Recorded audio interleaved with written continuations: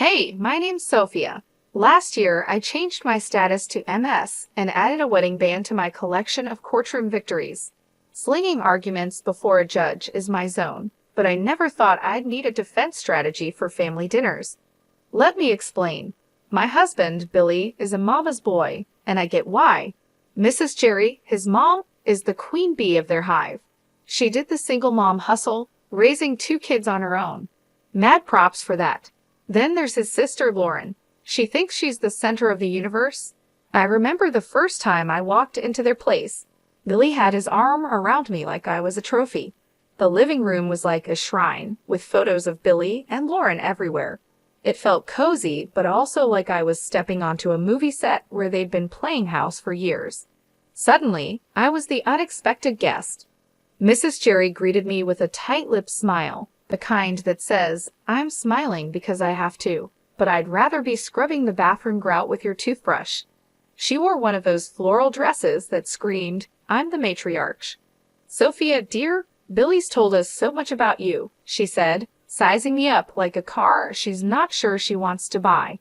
"Yeah, I've been looking forward to meeting the famous Mrs. Jerry. Billy's mom has done nothing but sing your praises," I said, trying to warm up the room. "Oh, how sweet," Lauren chimed in. She'd been eyeing me like a hawk since I walked in. "Tell us, Sophia, how's the lawyer life?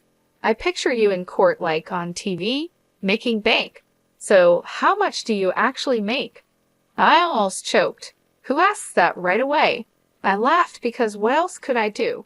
"Ah, you know, trade secret and all that," I shot back without missing a beat. Mrs. Jerry picked up the conversation like it was a relay race. "But surely you can give us a ballpark figure for family."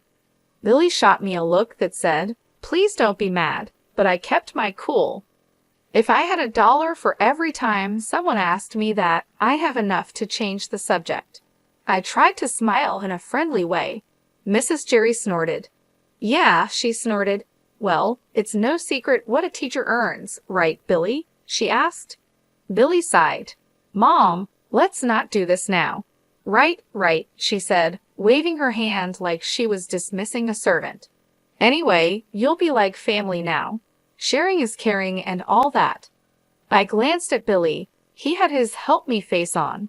I knew then I wasn't just marrying Billy. I was joining some kind of domestic Cold War. A couple of weeks later, I was standing in our kitchen, wearing an apron and cooking Mrs. Jerry's famous chili recipe. Mrs. Jerry and Lauren had this habit of dropping by unannounced like they forgot it wasn't their house. "Your chili needs more heat," Mrs. Jerry said, poking at the ladle, "and less salt. Watch your husband's blood pressure." "Got it," I replied, but inside I was rolling my eyes so hard I could see my brain. Lauren was there too, leaning back on a stool like she was royalty. "You see this spot, Sophia. Cleanliness is next to godliness, isn't it, Mom?" Lauren said. Mrs. Jerry nodded like it was the gospel, and Lauren was mentally high-fiving herself. "Funny, I cleaned this place this morning," I said, wiping the spot off the counter. "Must have missed that one." Billy was in the other room, clueless, probably deep in some video game or sports stats. I decided it was time to fill him in on the home invasions. I poked my head in where he was slouched on the couch. "Hey, you got a sec. What's up, babe?" Billy flicked his eyes up for a moment, afraid he might miss a crucial play. "Your mom and Lauren, they come in, take over, and nitpick everything I do. It's like they're looking for stuff to complain about," I said. "Ah, Sophia, they mean well? You know they're just..." Billy scratched his head. "I'll talk to them. They'll chill out." Back in the kitchen, it felt like the final round of a cook-off where I was the only contestant and the judges were out for blood. "So, Sophia, when's dinner?" "Billy must be starving," Lauren said, glancing at me like I was the help. "Whenever the chili decides it's ready," I replied. I respond, but I keep my voice light. It's a tricky situation. Dinner lands on the table, and I scan their faces. Mrs. Jerry stirs her food around, inspecting every bean like it holds the secret to the universe. "Bit different from how I make it," Mrs. Jerry finally says. That's code for nice try, but you're no match for me. Billy dives in though. Bless him. Babe, this is awesome. Right, Ma?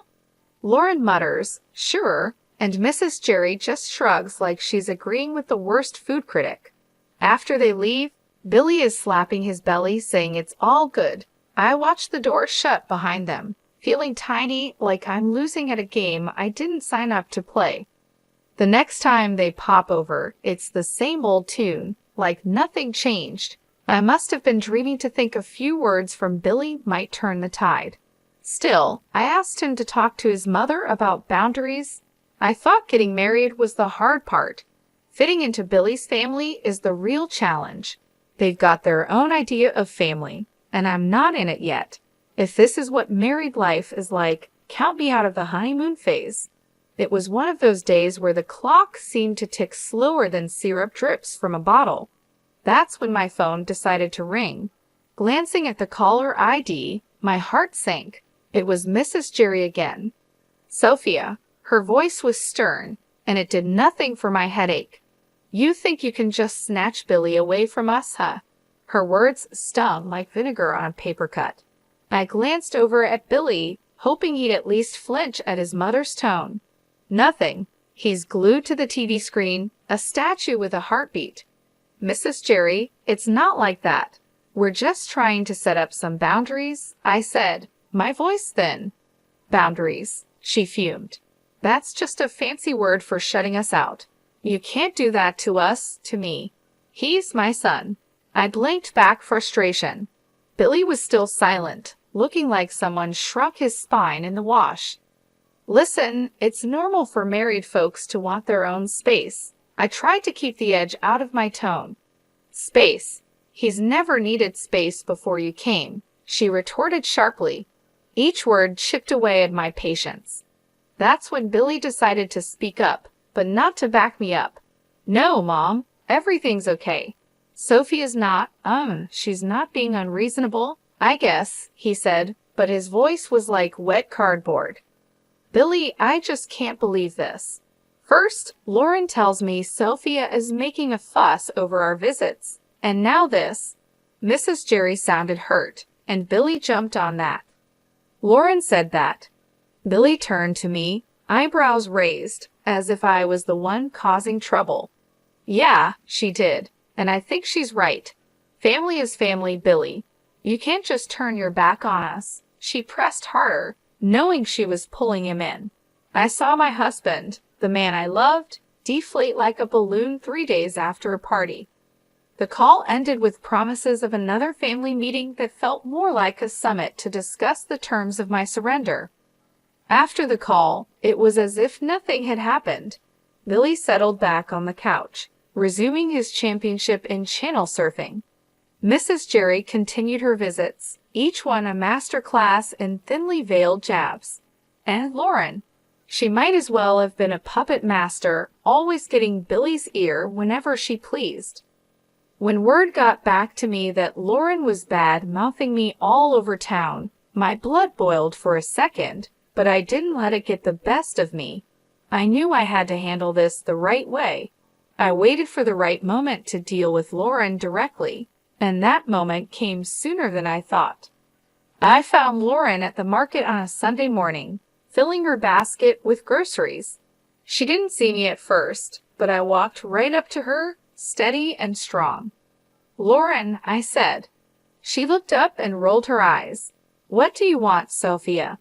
We need to talk. It's about the stories you've been spreading. She snorted loudly, a smirk spreading across her face. Stories. I don't know what you're talking about. The rumors, Lauren, about me. Teresa's bossy, Teresa's this and that. Cut it out. She laughed, tossing an apple up and down in her hand. And what are you going to do if I don't? You think you can boss me around? I kept my cool. Listen, spreading lies isn't just mean, it's slander, and I won't stand for it. Lauren laughed again, louder this time. You're going to sue me. Get real, Sophia. You aren't got the stomach for that. People's reputations are at stake. I'm serious, Lauren. Keep it up, and yes, I will take legal action if I need to. The arrogance just poured off her as she leaned in close. You're in way over your head, little Miss City Lawyer. Going to take me to court. This isn't a joke, Lauren. I'm giving you a chance to stop this nonsense before it gets serious. She shoved her face closer to mine, a challenge plain in her expression. Bring it on, Sophia. Do your worst. With that, she spun on her heel, almost knocking over a display of canned beans, and left me standing there. Her laughter echoed through the aisle long after she was gone. I walked back home slower than usual, thinking everything over.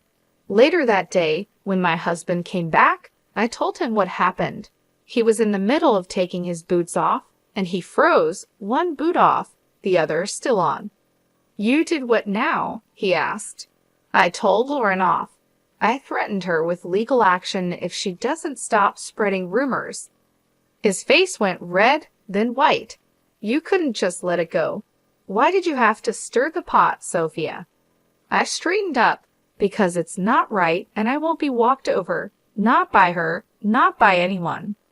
We were silent for a while, both lost in our thoughts. It was clear this was more than a little family squabble. It was a line drawn in the sand, and I had to stand my ground. He just stood there with that same lost puppy look that's becoming permanent on his face. I threw myself onto the couch, fuming. The gossip might calm down for now, but Lauren is the kind of weed that keeps sprouting up. No telling when she'll start yapping again. And Billy? God knows if he'll ever find the guts to stand up to them. Right now, I just need to cool off and figure out my next move in this messy game they're all too eager to play. The whole mess with Lauren had me weighing my options like a pros and cons list in my head. I signed up for a life with Billy, not a daily soap opera with his family. And with things going from bad to worse, the word divorce started rattling around in my brain like loose change in a dryer. Then, as if on cue, Mrs. Jerry, the town's self-appointed gossip queen and Lauren's godmother, called me up. Sophia dear, she chirped like a bird that spotted a worm. We're throwing a little party for Lauren's engagement. It's happening at Giuseppina's next week. We'd love to see you there. The tone of her voice was all fake niceness, the kind that practically screams, I dare you to show up. After hanging up, I stared at the silent phone, thinking how this invite smelled like a setup. Billy was already on edge, and now this. I couldn't help but blurt out to him, guess who's got plans for us next week? He was sitting at the kitchen table, his forehead creased like he was trying to iron out a thought. Who's scheming now? Your sister's engagement party, I said. I say it straight out. We're invited, courtesy of Mrs. Jerry. Billy's face goes a shade paler, the crease deepening. Oh hell. Yeah, oh hell sounds about right. So what's the plan here, Billy? We going to roll over and play nice or what? He's quiet for too long, and I'm not having it. Come on, spit it out. Billy finally looks up, his eyes serious. Sophia, it's family. I think we should go. I cross my arms, feeling the heat rise up my neck, and let Lauren have a field day. I'm not their punching bag. He throws his hands up, a bit too dramatically. What do you want me to say? That's my sister Sophia. I lean in, my hands flat on the table. And I'm your wife. Does that not count for much these days? The word divorce is right there on the tip of my tongue, but I bite it back hard. Billy runs his hand through his hair, making it stand up like he's just had an electric shock. Of course it counts. Look, I'm stuck between a rock and a hard place here. I'm a heartbeat away from losing my cool. Well, guess what, sweetheart, so am I. I married you, not your constant need to please your family at my expense. Billy stands up, walks over, and takes my hands. They felt rough, all work and worry. Sophia, I love you.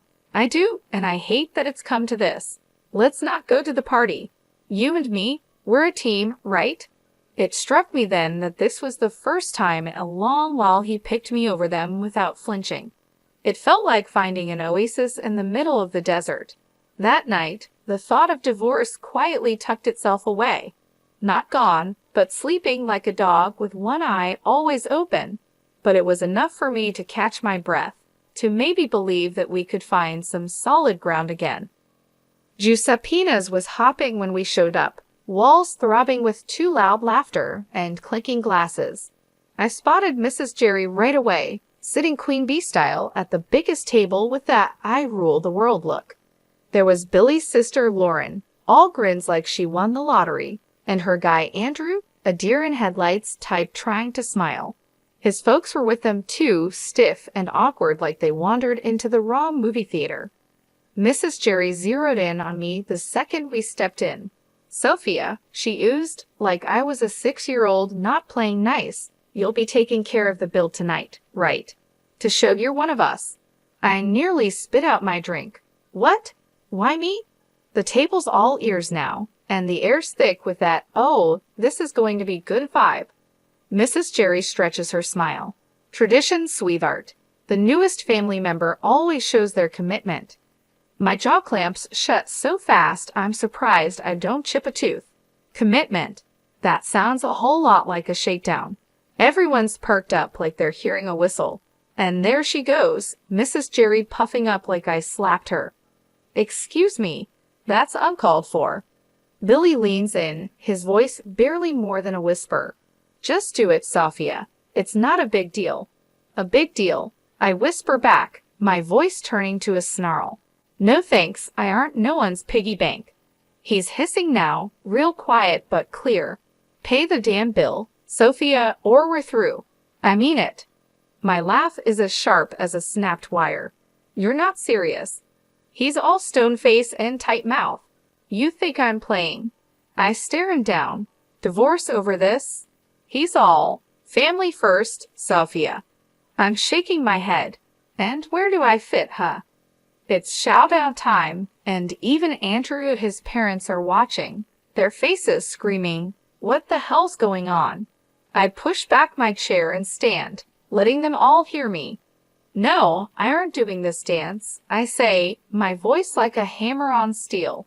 There's shock on their faces, some whispering, some wide-eyed. Billy's going red, white, red, like a stoplight losing its mind. Mrs. Jerry looks like she might choke. I walk out into the night. It's black and cool and smells like freedom. I hear the door slam behind me. My heart's racing, but it's Billy who threw the divorce word, not me. The bar was nothing special, just another hole in the wall with dim lights and the smell of old beer. I had barely settled with a glass of something strong when my phone rang.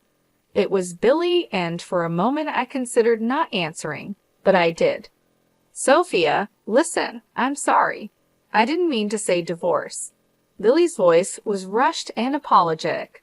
Before I could even think of a response, Lauren's voice blasted through. "You've ruined my engagement dinner. You selfish." The phone must have changed hands so fast my head spun. I could practically hear the venom in her voice. In the background, I heard Mrs. Jerry loud and clear. "Why should I pay? He's your son. You pay the bill. I won't have my daughter marrying into a family that doesn't know how to treat people." The chaos from Giuseppina's was spilling through the phone like a bad sitcom without a laugh track. People were arguing, and it seemed like nobody was keen on picking up the tab. I pushed away from the bar, my anger giving me a clear, calm voice. "Lauren, chill out. Your mom's the one making a scene, not me." "Sophia, hang up," Billy said, his voice a faint whisper behind his sister's ranting. "No, she needs to." Lauren kept going, but I wasn't about to play this game. I ended the call. The screen showed a string of missed calls and texts that I swiped away. They were probably all about the same thing. Guilt and blame, the usual. I looked at the bartender. "Another one, please." He nodded, pouring another shot without a word. Silence settled around me, except for the low murmur from the regulars scattered around. I tried to collect my thoughts. My phone screen lit up again, showing Billy's name. The guy just didn't know when to quit. I flipped the phone face down, letting it go to voicemail. It was futile to talk when the whole crew was going off the rails back there. A few drinks later, the door to the bar creaked open, and in came a chill gust of evening air, but I didn't look up. It didn't matter who was coming and going. I thought about what had just happened and what it all meant. Here I was, sitting in a bar because my in-laws decided I was the bank, and instead of understanding, my supposed partner turned it into an ultimatum. I finally picked up my phone and typed out a text. "Billy, we're done. Lauren can think what she wants, and your mom can deal with her own damn bills. I won't be part of this circus anymore." Just as I hit send, the phone rang again. This time, I shut it off. I was tired of the arguing, the demands, and above all, tired of feeling like I was alone in a partnership that was supposed to have my back. When the room finally stopped spinning and my head felt a little clearer, I knew what had to happen next. It was time to start looking forward, even if I had to do it on my own. No more games, no more being the scapegoat for a family that couldn't see past their own drama. I walked out of the bar, leaving the noise and the night behind.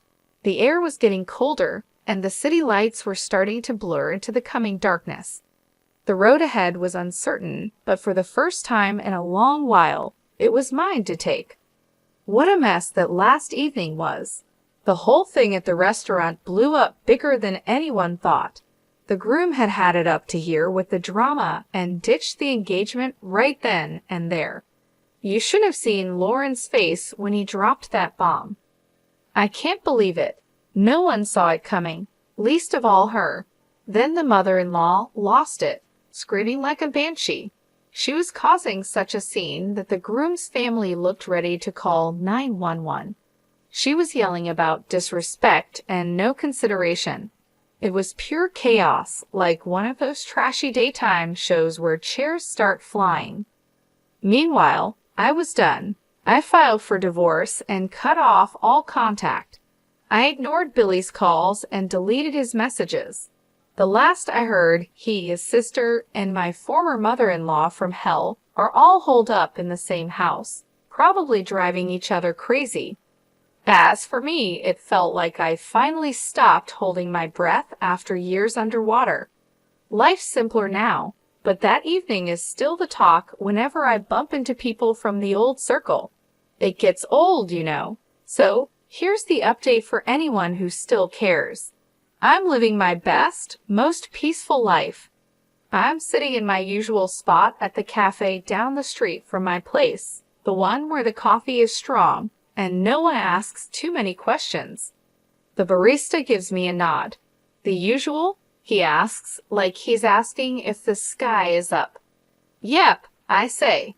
That's what my days are like now, no fluff or meddling in laws. Work's a breeze when it's just that work. Free time is mine to enjoy without guilt trips or obligations. I curl up on my couch, the one piece of furniture that's followed me through all the moves.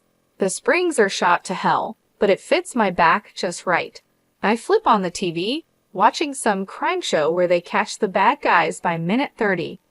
The peace is what gets me. Not eerie or lonely, just peace. Breathe in, breathe out. No more walking on eggshells or cleaning up family feuds. This is living. When I hit the pillow each night, it's with a sense of accomplishment. No pat on the back needed. I know my worth, and finally, I'm living like it. I'm eating my lunch when the phone dings a message from a number I don't know. Probably Billy using someone else's phone to reach out. I delete it without reading. Not today, Satan. Not ever. They used to say, "You'll regret this," but here I am, not a single regret in sight. The day drags out cozy and fine, ending with a glass of something smooth and a book I've been meaning to read. The heroine's tough but fair, reminds me of someone I know.